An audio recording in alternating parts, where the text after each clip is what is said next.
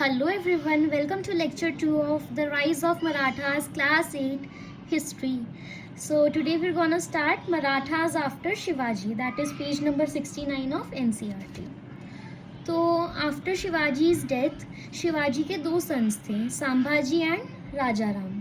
तो शिवाजी की डेथ के बाद जो संभाजी थे वही क्या बने, छत्रपति बने. जो मराठास थे, ठीक है, वही एक सबसे बड़े ऑब्स्टिकल बन के रह गए थे. जो मुगल रूल चल रहा था, सबसे ज़्यादा रेजिस्टेंस किससे फेस करते थे मुगल्स? फ्रॉम मराठास. ठीक है, तो अब जो टोटल पूरा डेक्कन था उसका पूरा कंट्रोल किसके पास था? मराठास के पास था. ठीक है, तो towards south, towards west side Deccan Mughals अपना कंट्रोल नहीं पा रहे थे. ठीक है, तो औरंगजेब ने डेक्कन में इन्वेड करा और बीजापुर, जिसे हम क्या कहते हैं, आदिल शाही सल्तनत है ना, और गोलकोंडा कुतुब शाही सल्तनत, इनको भी क्या कर लिया, कॉन्कर कर लिया. इसके बाद उन्होंने संभाजी को कैप्चर करा, उन्हें बहुत बुरी तरीके से उन्होंने टॉर्चर करा और उन्हें आखिर में एग्जीक्यूट कर दिया. इसके बाद जो औरंगजेब थे उन्होंने रायगढ़ को भी कैप्चर कर लिया, जो कि क्या थी, मराठास की कैपिटल थी. अब संभाजी की डेथ के बाद जो राजा राम थे वही छत्रपति बने and he fled to Jinji, जो कि प्रेजेंट डे तमिलनाडु में है. तो जो ये मुगल और मराठा की कन्फ्लिक्ट थी वो साउथ इंडिया में भी पूरी स्प्रेड हो गई थी. जो मराठास थे उन्होंने अपने फोर्ट्रेसेस को काफ़ी ज़्यादा प्रोटेक्ट करा. ठीक है, और मुगल बैटल्स वगैरह में सब में अपर हैंड किसका रहता था? मराठास का ही रहता था. औरंगजेब इसलिए डेक्कन छोड़ के नहीं जा पा रहा था. ठीक है, और फाइनली औरंगजेब डाइड और वो मराठास को पूरी तरीके से डिफीट कभी नहीं कर पाया. उसका, औरंगजेब का मेन गोल क्या था कि वो मराठास को पूरी तरीके से कॉन्कर कर ले एंड बेसिकली क्या हो जाए, मुगल्स ही क्या आ जाए, टॉप लेवल पे आ जाए. बट उसका ये गोल, ये ड्रीम कभी भी पूरा नहीं हो पाया एंड ही फाइनली डाइड. अब मराठास को कौन लीड कर रहा था? ताराबाई, जो कि राजा राम की क्या थी, क्वीन थी. उन्होंने क्या करा, मुगल टेरिटरीज के टूवर्ड्स, है ना, बहुत सारी इनरोड्स बनाई और काफ़ी सारे इंडिया के पार्ट्स को कॉन्कर करा. तो अभी तक मुगल्स क्या खेल रहे थे, कैसी टैक्टिक्स यूज़ कर रहे थे? डिफेंसिव.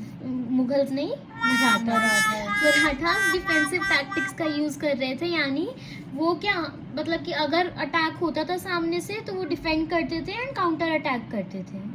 बट अब ताराबाई के अंडर उन्होंने क्या करी, डिफेंसिव नहीं, अटैकिंग नेचर में आए अपने. ठीक है, ताराबाई ने अटैक्स करे और जगह जगह काफ़ी सारे इंडिया के पार्ट्स को क्या करा, कॉन्कर करा. अब इस रैपिड एक्सपेंशन के टाइम पे मराठास बहुत ज़्यादा ट्रांसफॉर्म हो गए, है ना. जो एडमिनिस्ट्रेशन थी बिल्कुल ही चेंज होके रह गई. शिवाजी के टाइम पे रूल था वो बहुत ही सेंट्रलाइज था, पर अब क्या हो गया, डिसेंट्रलाइज हो गया वो, है ना, एक सेंट्रलाइज नहीं था. अब जो किंग थे, एक किंग नॉमिनल ही किंग रह गए थे, है ना, कि हमने नॉमिनेट करा इसलिए नाम के किंग हैं, बट उनके पास उतनी पावर्स नहीं हुआ करती थी. ठीक है, जो चीफ्स थे उनके पास ज़्यादा पावर हुआ करती थी. मेनली जो पेशवाज थे, है ना, पेशवा मतलब प्राइम मिनिस्टर, एक पर्शियन टर्म है प्राइम मिनिस्टर के लिए, उनका बहुत ज़्यादा इन्फ्लुएंस था. इवन छत्रपति पे भी इन्फ्लुएंस था. यानी काइंड ऑफ क्या कह सकते हैं कि आज के टाइम में जो प्रेसिडेंट होते हैं, नॉमिनल हेड तो मेनली वही होते हैं, है ना, बट मेन रोल किसका होता है? Prime minister in council of ministers का. तो वही सेम चीज़ क्या उस टाइम पे भी होनी स्टार्ट हो गई थी. ठीक है, तो जो पेशवा बाजीराव वन थे और उनके सन नाना साहिब पेशवा थे, वही क्या थे, उन्होंने मेन रोल प्ले करा मराठास की एक्सपेंशन में. अब मराठास ने काफ़ी सारे पार्ट्स इंडिया के अपने कंट्रोल में ले लिए, पर जो रीजनल चीफ्स थे उनके पास ज़्यादा पावर हुआ करती थी. इस वजह से काफ़ी ज़्यादा इनडिसिप्लिन भी हो जाता था और एब्यूज़ भी फेस करना पड़ता था. ठीक है, जो कि शिवाजी की वैल्यूज़ में नहीं था. जैसे आज के टाइम पे भी पॉलिटिकल लीडर्स क्या करते हैं, अपनी बहुत ही ज़्यादा एब्यूसिव और बहुत ही वर्स्ट टैक्टिक्स का यूज़ करते हैं जस्ट टू विन, है ना, क्योंकि उन्हें क्या पार मिलेगी इससे. तो वही सेम चीज़ उस टाइम पे भी होनी स्टार्ट हो गई थी, पर शिवाजी की वैल्यूज़ में ये चीज़ बिल्कुल भी नहीं थी. ठीक है, वो क्या चाहते थे, पीसफुल इंडिपेंडेंट किंगडम चाहते थे. अब मराठास के जो 10 ईयर कैंपेन थे बंगाल में, उस वजह से बहुत क्रुएल्टी हुई और जो कॉमन पीपल है वो बहुत डिवेस्टेट हो गए थे।